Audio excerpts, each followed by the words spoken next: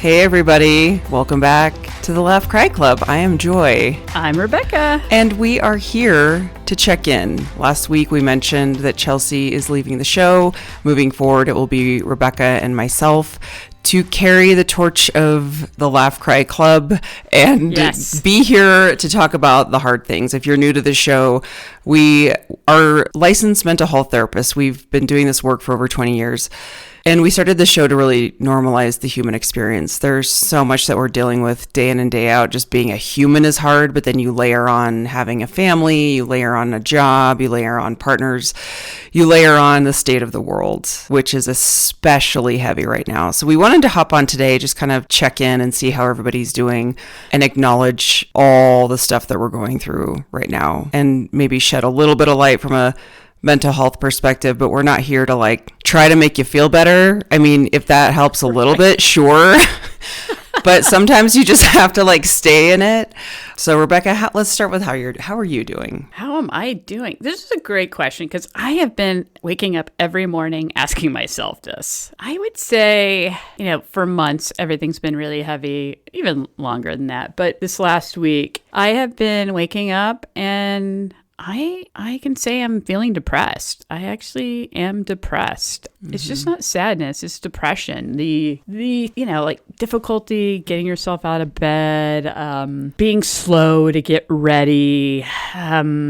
Sometimes I go through these little episodes, but I think it's a lot of things going on right now. It's super cold here right now, and you're in Texas, and Texas doesn't do cold very well. We don't do cold. What is this? Yeah. And it's been below freezing for days, so I think that adds to my depression too because I hate being cold, and I wake up and it's cold, and I'm like I can't go to the gym because the roads are icy. So I'm feeling really depressed, and then I go into the shaming. I actually made a couple of social media posts about it, that the shaming of you should be going to the gym, or you should go to your treadmill that you bought and get on it. But it's I just can't right now, and so I had to remind myself of let's just do a reframe of the situation and stop shaming yourself, and I'm just going to be thankful I got myself out of bed and showed up for people today, and kind of break it down to a smaller spot. But how's things on your end? I'm the same as you. I just try not to wake up. I do as much as I can not to wake up and jump on social media, because I'm trying to notice what is putting me out of alignment. And I'm not trying to ignore things, but I have noticed that if I get on social media, it puts me in this rage spiral right at the start of the day that it's hard to get out of. And I can literally feel it in my chest and my body, of this tightness, or this it just feels like the wheels are spinning really fast, and I want to solve all the problems of the world by making social media posts, and I have to remind myself that that's not going to help. I mean, sure, it's fine to express yourself in that way. There's nothing wrong with it, but for me, I'm then I end up questioning what I repost and who's going to see it. And because life is complicated, I'm sure everyone can relate to okay, well, if this family member sees it and then they're going to I'm talking about on my personal page, what drama is that going to drum up? And, so it's then I end up deleting it.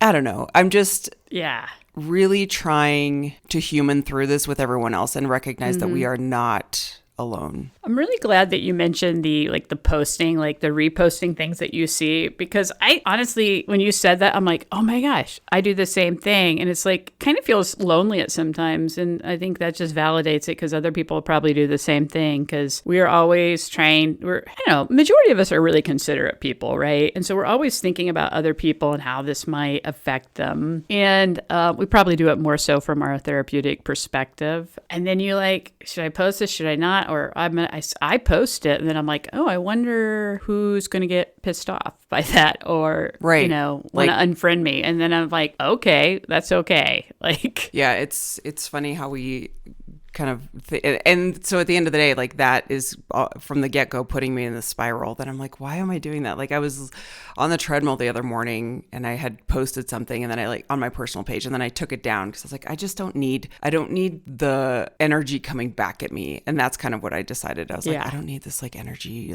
twisting around and coming back at me. Anyway, all that to say, is if you're out there struggling with the state of the world, we are with you. It is really scary. I've never seen such, I feel like the pandemic, there was a lot of emerging of voices and people speaking out, understandably so. And then when the murder of George Floyd happened, that's when like people really started to like use voices in a very productive way. But I feel like this incident of what's happening in Minnesota specifically, and the two recent murders, I know there have been a handful of murders by ICE, but the two recent murders of Renee and Alex are bringing people out in a way that I've never seen before, or it's been a long time since I've seen it. And it's influencers or celebrities. I mean, not that their opinion like fully carries stuff, but it's almost like people you haven't heard from in ages coming out on their social media being like, hey, I don't usually speak out on here, but I can't like not say something. And it's equally inspiring and heartbreaking. I do think the voices have been around, especially for marginalized communities, because this is not new. Right. I've been seeing so many different influencers from BIPOC communities saying, hello, white folks. Now you're finally here. Right. But I do think, you're right. Like it's the white folks are getting pissed off. Yeah. You know what? That's a good call out. That's a good call out, is the white folks are coming out. And as they should have been this whole time. It's about freaking time. About damn time, as Lizzo would say. Yeah, that is as who says? Lizzo, yeah. Remember? Yeah. Oh, of course. Yeah. So here we are, and we're showing up every day. We're tired. Everyone's tired. Everyone's, like I said at the beginning, handling a lot of things. So I don't know what you think, Rebecca, but as far as what's going to be the way that we navigate through this in a way that's like taking care of ourselves.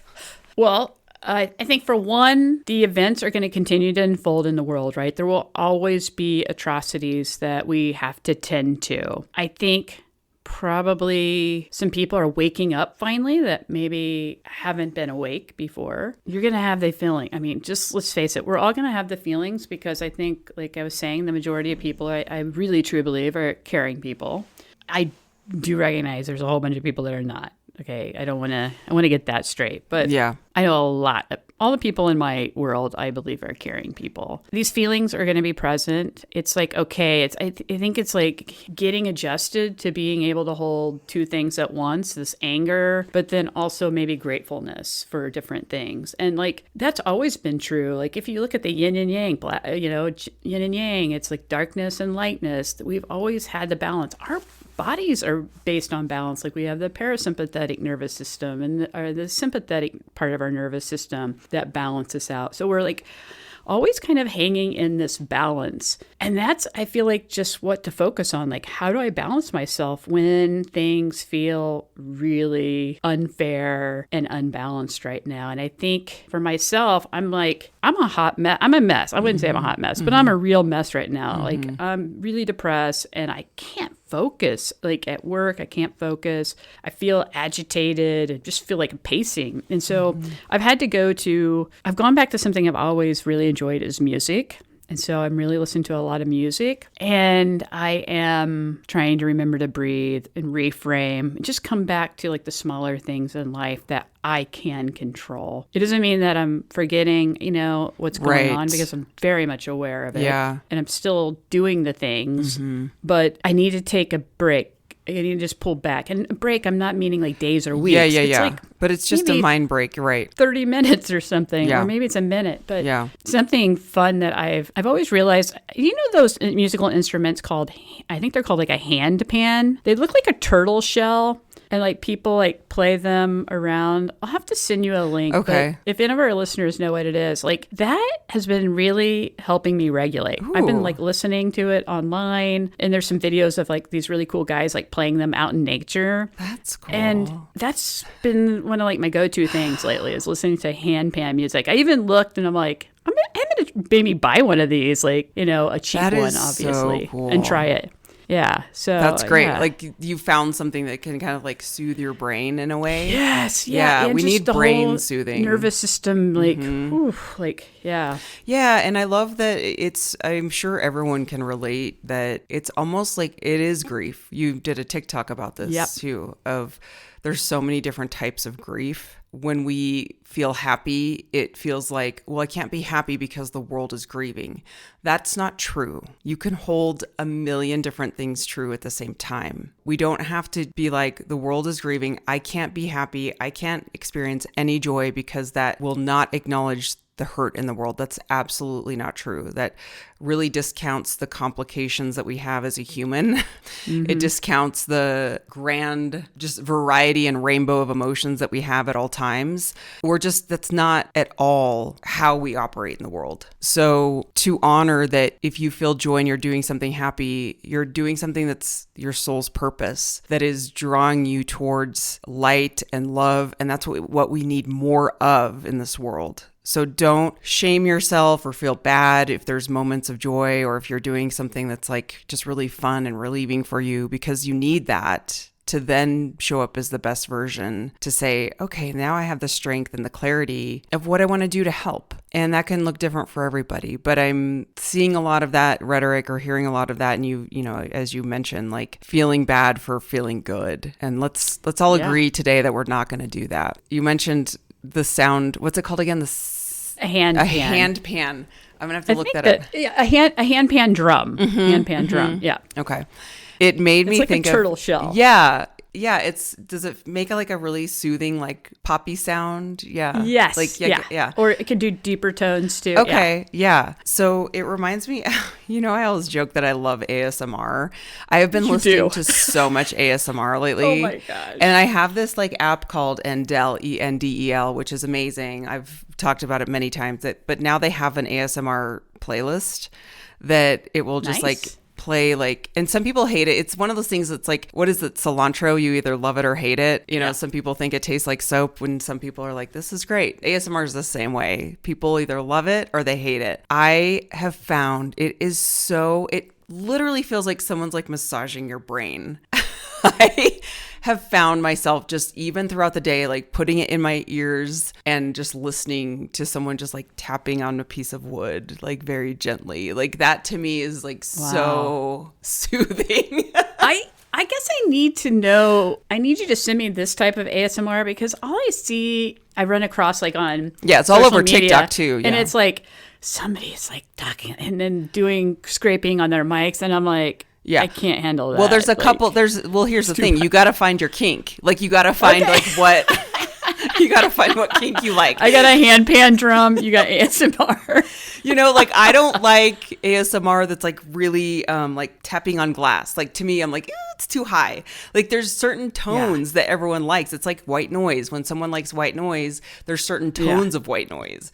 So it's very, very specific to the kind of ASMR that's going to soothe your brain. And I love this because it is so, there's this one artist, I have to shout her out. She is on TikTok, and at night I'll listen to her before I go to bed because it's like, I think it's just ASMR sleep artist. She is from Russia and she has like the cutest accent. I just love the way she talks. Like that's another part, is like the way that it's almost like when you're listening to an audiobook, right? And someone's voice annoys you. Like it's very, everyone has like this very specific way of liking that. Anyway, her handle on TikTok, and I think it's the same on Instagram, is Sleep ASMR Artists. So it's Sleep ASMR TIST. Oh, okay. So if you go to sleep _ASMR TIST is her handle. Man, she's great. I'm gonna have to check it out. She's on YouTube. She's got a YouTube channel.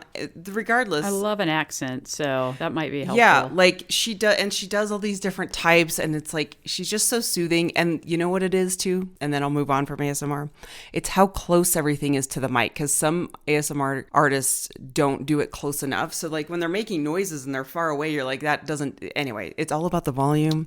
It is so specific. You really kind of dissected all of the parts of this. Well, because I've been doing it for probably a year, and I stumbled upon it. And I got to tell you, Rebecca, when I first stumbled upon ASMR, I was like, what intonation is this? Like, because I learned about it through TikTok. Yeah. And when I was like first getting on TikTok, I was like, why is this person like rubbing glue all over the microphone?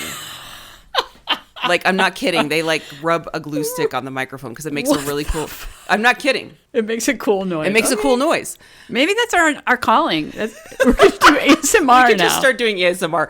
Therapy ASMR. To close this Yeah, out. yeah, right. So anyway, that find whatever works for you is the bottom line here of like that. I have been gravitating. And if you're like, I have no idea what's going to help me in a time like this, just start with something that's like, oh, this actually makes me feel better. Maybe it is, like you said, like a song, like you've been pulled more towards music. If a song makes you feel good, or if it's like a certain comfort movie, or if it's just going outside for a quick walk with your dog, like it doesn't have to be a huge thing, but let's also remember that you are so individual, and every single recommendation we can make, you could be like, that's not for me. Find something that you do find that like pocket of relief within yourself, because that is so vital right now. It's so vital. And it's valid. Don't gaslight yourself into thinking like, people have it worse than me. Like, now is not the time to comparative suffer. That's true. Yeah, I think, definitely find something that resonates to you. Share it with us, and because then we can share it with everybody else as well. And maybe that might be helpful to somebody else. But I think,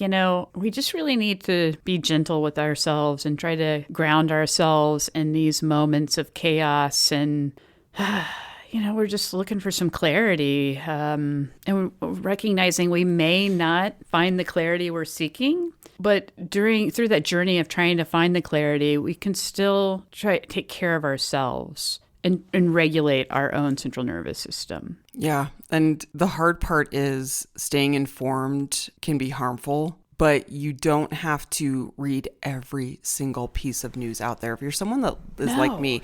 And here's the thing, social media is designed to keep you on social media. So you click one thing, it's going to feed you 10 other things just like it. It listens to your conversations. I mean, I can't tell you how many times I've been like talking to my husband about something, and then all of a sudden we get like a link to a comforter on Facebook where we're like, weren't we just talking about comforters?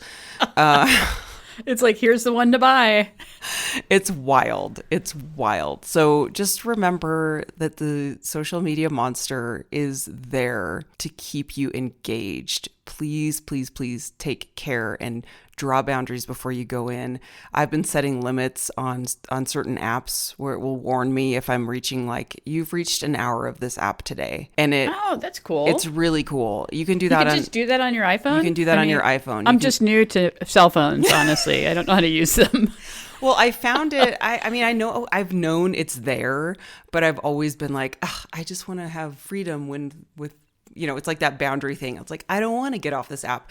But because I have like really been trying to take care of myself around the phone, social media, and that type of engagement and news headlines, I put a limit on the main social media apps like Instagram, like TikTok, like Facebook, the ones that I kind of frequent more often, that I know that I'm going over. It's easier to go over like 45 minutes a day. So it will literally warn you. And then once your limit hits, it shuts it off. Like you can't access it. And you can bypass it. You can push a button that says, never mind, ignore this for today. But I try to do a really good job of like, when it says you have 5 minutes left in this app, I'm like, I'll turn it off, and I'm like, nope, you're getting close to the limit. So that's one way that you can do it. I think the news cycle, and maybe we've said this before, but like we're really not meant to see everyone's reactions to this. Like we are seeing so many people's reactions. Like we weren't built, and we weren't meant to see everyone's reactions to horrific events in real time, nor were we supposed to, or should we be seeing actual videos of murders. Like, let's just call that what it is. That is a traumatic event to see someone lose their life just floating around the internet. Yeah. And that is also really devastating to just... And from all the different angles, yes, right? Right. Everybody's investigating. Breaking it down. Yep. Yeah, the analyzing of it. So... Which... I would say I do appreciate that we are doing that, because right now we can't really trust maybe what we're being fed. Right. Here's the duality of it is like, I appreciate that is accessible, and let's just recognize what that is doing to us mentally. That's so freaking hard. It's devastating. Yeah. It's so devastating. Yeah, it's interesting. Our society has come so far in making things accessible and available to us easily, right? Our brains are actually not fully developed yet to even interpret all that stuff. It's like our bodies are on a different timeline than what's actually happening with the outside world. It's just like, I feel as the outside world and productivity and innovation keeps moving forward, there just gets a bigger gap between where our brains and body can handle versus what's actually happening. And it's just something to be aware of and mindful that we're not completely. That's a good point. Yeah. I mean, we still have like old parts of our brain that are used like back that, the whole caveman stuff, the fight, that's what the fight or flight is, right? And that's why we all have freaking anxiety today. Right. Because we're not hunting and gathering. Right. And we're taking in news, media. That's such a good point, is like all of these advancements in technology and all these whatever is just hijacking our system that was not built for this. And our survival mode kicking in, being like, we're wired for danger. So when you see things that are happening to our fellow human beings, brothers and sisters, we think that could potentially happen to us. And now I'm scared. Yeah. And I want to bring up a really good practice that I've been doing. I'm taking right now a mindfulness-based cognitive therapy class that has been, I'm so glad. I mean, I didn't know this was, obviously I didn't know the world was going to be, I mean, I knew the world has been hard. I didn't know it was going to be to this level, but thank goodness I'm taking this class right now, because it has been a lifesaver to help me regulate through all of this time, to remind ourselves that anxious thoughts are a temporary fix. Anxious thoughts start to become racing thoughts, because we do feel a temporary relief. We do feel a temporary hit of, I have control of this. I'm going to worry through everything so I can kind of get a hold of the situation.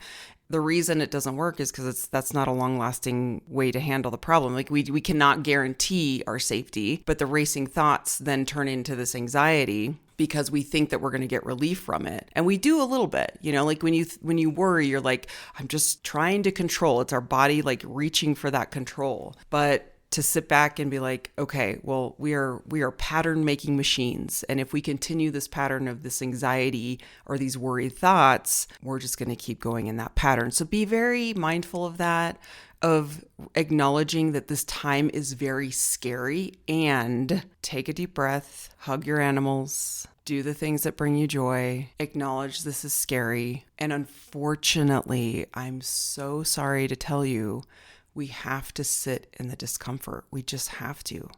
We have to sit in the unknown. We just do.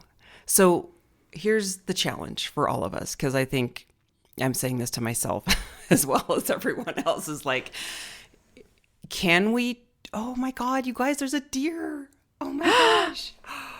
Oh my gosh, I wish it just presented itself to you. It just presented itself as I was saying. Thank you, dear. It's beautiful, and he's so pretty. You guys, I live right next to this like hill right behind my backyard, and the deer like occasionally will come by, and I'm not even kidding. Right as I was about to deliver this message, a beautiful animal from beyond like wanted to share this with us. Yes. Can we, instead of following the path of those anxious thoughts, following the path of like the worry, the spinning, the what ifs, can we just sit in, this is so uncomfortable and I'm safe right now, and this is just uncomfortable. Can we do that? Can we try that? I think we can try that, and we have to do it. We have to. We just have to. I mean, from day There's one. There's no try, right? There's no try. We just have to. I'm going to be Yoda now. Wait, what is the Yoda quote? Is like, there is no... I don't know. It's like, just do it, basically. Everyone out there who's a Star Wars fan is Yeah. going to be like, oh, screw you guys for not knowing this. We're going to get canceled because of that. But no, yeah, you're right. We have to. And thank you so much for sharing that, what you're learning from your mindfulness CBT. Oh, it's so, and it is such a perfect game changer. timing, It's right? perfect timing. And it's so hard. Like from the get-go, we've talked about this on the podcast, is like doing therapy is just building up your tolerance to uncomfortable emotions. And that's it. I feel like everything we can kind of like draw back to that is, especially in this moment. And I will say it again. I know we don't have to keep prefacing this, but we're not saying ignore the problem. We're just saying let's approach it differently in a way that's not going to tear us down with it. Yeah. I mean, our brains are partly not fully developed, like what we need to, but we also are very intelligent humans, human beings, are beings. We do have the ability to make certain choices and recognize patterns and unhealthy things for us. And so let's lean into that part too. Yeah. We do have a part that's kind of working against us, but we also are very intelligent and can figure this out together. Yeah. I think that's the big thing is like, you're not alone. You're not alone. If you're feeling Yeah. like, should I post this thing to social media because who's going to be mad about it in my family? Well, guess what? Somebody else is feeling the same way as you. And we're really all into it together. Yeah. We have to be. We have to be. We are so not alone. And if you're unsure of that, just look at the photos in Minneapolis of all the protesters and really all over the world protesting together. And that togetherness is pretty amazing. And I mentioned a couple episodes ago about just going to a protest myself and feeling so good about the people. If you're feeling alone and down, and obviously like for you, Rebecca, right now it's hard because it's cold outside. Not a lot of people are out and about, but find ways to get into the community, find ways to be around people that are, up for the same great cause, or even jump on a call. That's like if you don't want to do like organizing, but there are some really great groups out there that can make you feel that hope. And if you ever need resources, please let us know. We're happy to send you resources or ideas if that would be helpful. So we're at laughcryclub@gmail.com. But like I said earlier, we just wanted to hop on here and give some reflections on what's happening in the world, talk a little bit about the things that we're going to be doing moving forward, which are not very different from what we were doing, but we are going to pivot with some ideas, and we'll keep it a surprise for now, just to kind of keep you guys guessing. But I love the surprise. It'll be fun. And as always, it'll be the same great vibe of just learning how to be a human in this world and struggling through it together. So anything else that you want to add, Rebecca? I just want to say that I love you all, and thank you so much for being part of this journey for us. And I think even more so now, like this podcast is really important because we're building a community. Yes, I can't see you necessarily right now, but I can interact. We interact with each other on social media with our posts sometimes. You can email us. But I know you're there, and I feel like that's really important and helpful. And the Laugh Cry Club is a vibe. It's a community. It's a place to feel connected to others because there are other like-minded people like you listening to this podcast. So you're not alone. And people all over the world. We have people in the US and Canada and UK and Netherlands and just all over the place. So we're all in this together, and I'm hoping that you can come here, listen to this podcast, and feel connected for maybe we're your an ASMR. Hour. Yeah, just listen to us. You could put us in your headphones while you fall asleep. Yeah, and maybe we'll talk to you. Soothing voices that are creating some brain scratches. I'm gonna put super glue on my mic now. Okay. Anyway, thanks all. We love really you guys. appreciate you. We appreciate and you. Thanks for giving us this opportunity to keep doing this for you all and with you. We love you. Thanks, everyone. Bye.